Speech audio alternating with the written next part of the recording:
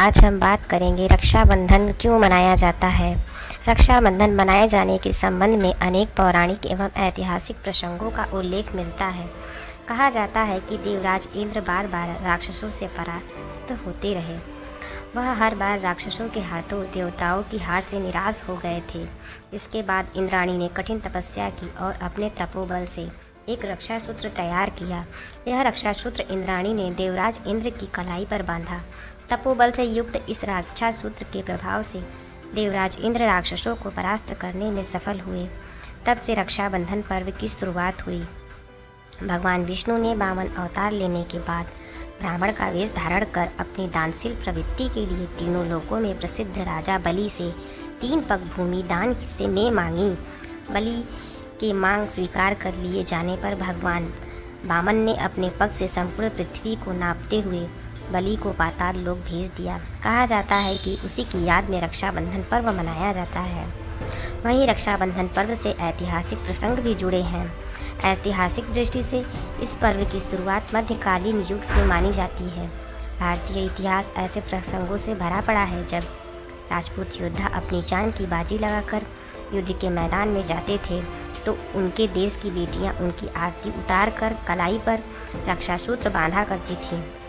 वीर रस के गीत गाकर हौसला अफजाया करते हुए उनसे राष्ट्र की रक्षा का प्रण भी कराती थी। कहा जाता है कि उस जमाने में अधिकांश मुस्लिम शासक हिंदू युवतियों का बलपूर्वक अपहरण कर उन्हें अपने हरम की शोभा बनाने का प्रयास किया करते थे। इससे बचने के लिए राजपूत कन्याओं ने बलशाली राजाओं को राखियां भेज अपने सील की रक्षा करनी आरंभ कर दी। इसी परंपरा के बाद में रक्षाबंधन पर्व का रूप ले लिया। वहीं चित्तौड़ की महारानी कर्मावती का प्रसंग तो इस संदर्भ में विशेष रूप से उल्लेखनीय है। कहा जाता है जब गुजरात के शासक बहादुर शाह ने चित्तौड़ पर आक्रमण कर दिया तो महारानी कर्मावती ने बादशाह हुमायूं को राखी के धागे में रक्षा का पैगाम भेजा। अपना भाई मानते हुए उनसे अपनी सुरक्षा की प्रार्थना की। बादशाह हुमायूं यह रक्षा सूत्र और संदेश पाकर भाव विभोर हो गए और अपनी इस अनदेखी बहन के प्रति अपना कर्तव्य निभाते हुए तुरंत अपनी विशाल सेना लेकर चित्तौड़ की ओर रवाना हो गए।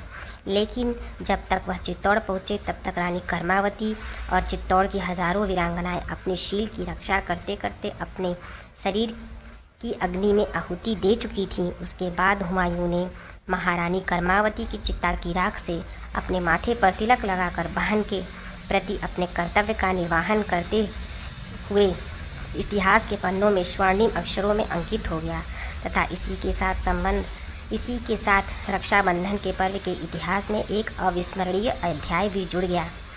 ऐतिहासिक घटना के बाद यह परंपरा बनी कि कोई भी महिला या युवती जब किसी व्यक्ति को राखी बांधती है तो वह व्यक्ति उसका भाई माना जाता है।